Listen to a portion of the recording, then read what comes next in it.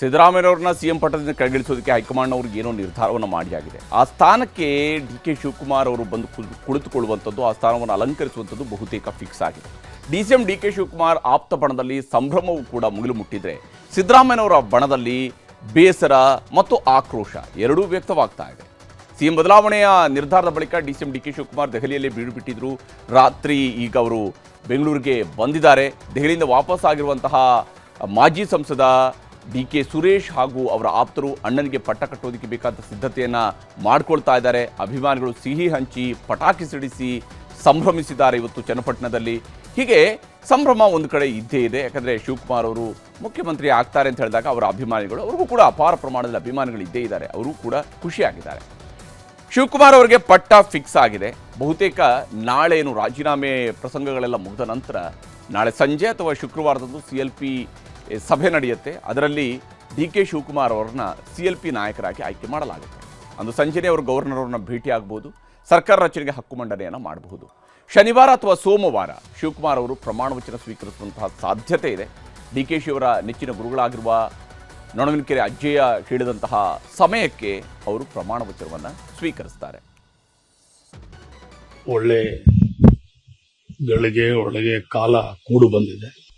ನಾವೆಲ್ಲ ಏನು ಇಡೀ ರಾಜ್ಯದ ಜನರು, ನಾಯಕರು, ಮುಖಂಡಗಳು, ಕಾರ್ಯಕರ್ತರು ಏನು ಬಯಸ್ತಾ ಇದ್ರು, ಭಗವಂತ ಇವತ್ತು ನೆರವೇರಿಸಿದ್ದಾನೆ.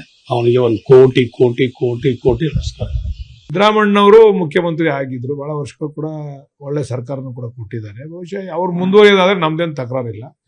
ಅವ್ರು ಬೇಡ ಅಂದ ದಿವಸ ನೆಕ್ಸ್ಟ್ ಆಗ್ಬೇಕಾಗಿರೋದು ನಮ್ಮ DCM ಮುಖ್ಯಮಂತ್ರಿಗಳು ಆಗಬೇಕು ಅಂತ ನಮ್ಮ ವಾದ ಅಷ್ಟೇ. ನಾಳೆ ಸಿದ್ದರಾಮಣ್ಣ ತೆಗೆದ್ಬಿಟ್ಟು ಇವ್ರನ್ನ ಮಾಡಿ ಅಂತ ನಮ್ಮ ವಾದ ಇಲ್ಲ. ಅದರಲ್ಲಿ ಗೊಂದಲ ಇದ್ದಿದ್ದು ನಿಜ, ಗೊತ್ತಿಲ್ಲ, ಮಾತಾಡಿರೋದು ನಿಜ. ಪರಿಸ್ಥಿತಿಯ ಬಗ್ಗೆ ಸಾಕಷ್ಟು ಸುದೀರ್ಘವಾಗಿ ಮಾಡಿದ್ದಾರೆ, ಕೆಲವು ತೀರ್ಮಾನಗಳನ್ನ ತೆಗೆದುಕೊಂಡಿದ್ದಾರೆ. ಇವತ್ತು ಕಾಂಗ್ರೆಸ್ ಪಕ್ಷ ಹೈಕಮಾಂಡ್ ಬಲಿಷ್ಠವಾಗಿದೆ, ಒಳ್ಳೆ ನಿರ್ಧಾರಗಳು ತೆಗೆದುಕೊಳ್ತಾರೆ. ಕಾದ್ ನೋಡೋಣ. ಎಲ್ಲಿ ತಡ ಮಾಡಿದ್ದಾರೆ, ಸೂಕ್ತವಾದಂತ ಸಂದರ್ಭದಲ್ಲಿ ಸೂಕ್ತವಾದ ನಿರ್ಧಾರ ತೆಗೆದುಕೊಳ್ತಾರೆ ಅಂತ ಅವತ್ತಿಂದ ಹೇಳ್ತಾ ಇದೀವಲ್ಲ. ಇನ್ನು ಡಿ.ಕೆ. ಶಿವಕುಮಾರ್ ಅವರು ಮುಖ್ಯಮಂತ್ರಿ ಆದರೆ ಅವರ ಮುಂದಿರುವಂತಹ ಸವಾಲುಗಳು ಕೂಡ ಬೆಟ್ಟದಷ್ಟು ಇದ್ದೇ ಇದ್ದಾವೆ. ಯಾಕಂದರೆ ಒಂದು ಕಡೆ ಆಡಳಿತ, ಮತ್ತೊಂದು ಕಡೆ ಪಕ್ಷದಲ್ಲಿ ಅವರೇನೋ ಸಮನ್ವಯತೆಯನ್ನು ಸಾಧಿಸೋದಕ್ಕೆ ಒಂದು ಹಂತ. ಆದರೆ ಈಗ ಅಧಿಕಾರದಲ್ಲಿರುವಂತಹ ಸಮನ್ವಯತೆಯ ಬಹಳ ದೊಡ್ಡ ಅಗ್ನಿ ಪರೀಕ್ಷೆ ಅವರ ಮುಂದೆ ಇದ್ದೇ ಇದೆ. ಅದರಲ್ಲೂ ಪಂಚ ಗ್ಯಾರಂಟಿಗಳನ್ನು ನಿಭಾಯಿಸಿಕೊಂಡು ಹೋಗಲೇಬೇಕು, ಅದನ್ನು ಜನರಿಗೆ ಒದಗಿಸಲೇಬೇಕು. 2028ಕ್ಕೆ ಮತ್ತೆ ಪಕ್ಷವನ್ನು ಅಧಿಕಾರಕ್ಕೆ ತರಬೇಕಾದಂತಹ ಹೊಣೆಗಾರಿಕೆ ಅವರ ಮೇಲಿದೆ. ಡಿ.ಕೆ. ಮುಂದಿರುವಂತಹ ಹಾದಿಯೂ ಕೂಡ ಕಲ್ಲು ಮುಳ್ಳಿನ ಹಾದಿನೇ ಇದು. ಯಾಕಂದರೆ ಸಿದ್ದರಾಮಯ್ಯನವರ ಬೆಂಬಲಕ್ಕಿರುವ ಅಹಿಂದವನ್ನು ಒಟ್ಟಿಗೆ ತೆಗೆದುಕೊಂಡು ಹೋಗಲೇಬೇಕು, ಅವರ ವಿಶ್ವಾಸವನ್ನು ಉಳಿಸ್ಕೊಳ್ಳೇಬೇಕು. ಯಾಕಂದರೆ ಅದು ಕಾಂಗ್ರೆಸ್ನ ಭದ್ರ ಮತ ಬ್ಯಾಂಕ್. ಇನ್ನು ಸಿದ್ದರಾಮಯ್ಯನವರ ಆಪ್ತ ಬಣದ ಶಾಸಕರು ಮತ್ತು ಸಚಿವರುಗಳ ವಿಶ್ವಾಸವನ್ನು ಕೂಡ ಉಳಿಸ್ಕೊಳ್ಬೇಕು.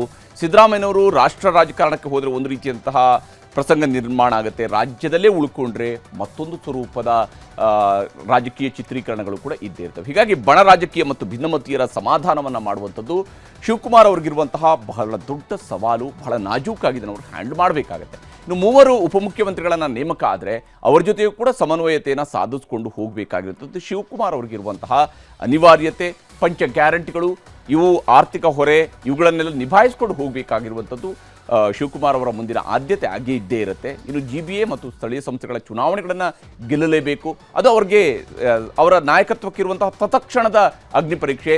ಸಿದ್ದರಾಮಯ್ಯನವರ ಎಕ್ಸಿಟನ್ನು ರಾಜ್ಯದ ಜನ ಹೇಗೆ ಸ್ವೀಕರಿಸಿಲ್ಲ ಅನ್ನೋದು ಅದರಲ್ಲಿ ನಿರ್ಣಯ ಆಗಬಹುದು. ಇನ್ನು ಅನಿವಾರ್ಯತೆ, ಇವುಗಳೆಲ್ಲದರ ಜೊತೆಗೆ 2028ಕ್ಕೆ ಪಕ್ಷವನ್ನು ಮತ್ತೆ ಅಧಿಕಾರದ ಗದ್ದುಗೆಯಲ್ಲಿ ತಂದು ಕೂರಿಸಬೇಕು.